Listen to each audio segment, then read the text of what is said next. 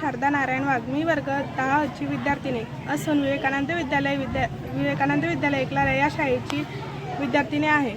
महावाचन चळवळी अंतर्गत मी वाचलेलं पुस्तक ताई मी कलेक्टर होईन हे आहे। या पुस्तकाचे लेखक राजेश पाटील हे आहे। महावाचन चळवळी अंतर्गत माणसाच्या या छोट्याशा आयुष्यात खूप स्वप्न असतात जे त्याला पूर्ण करायचे असतात, पण कधी परिस्थिती तर कधी नशीब साथ देत नाही। पण आपण आपले प्रयत्न कधीच सोडता कामा नये। प्रामाणिक प्रयत्नांना एक दिवस नक्की यश मिळते। हे पुस्तक खरंच शून्यातून विशाल अवकाशाकडे झेपावणारा संघर्षमय प्रवास दाखवणारे आहे।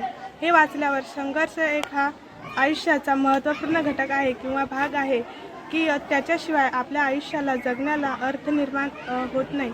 म्हणून खोद आणखी थोडेसे उमेदीने जगण्याला बळ लागते थोडेसे।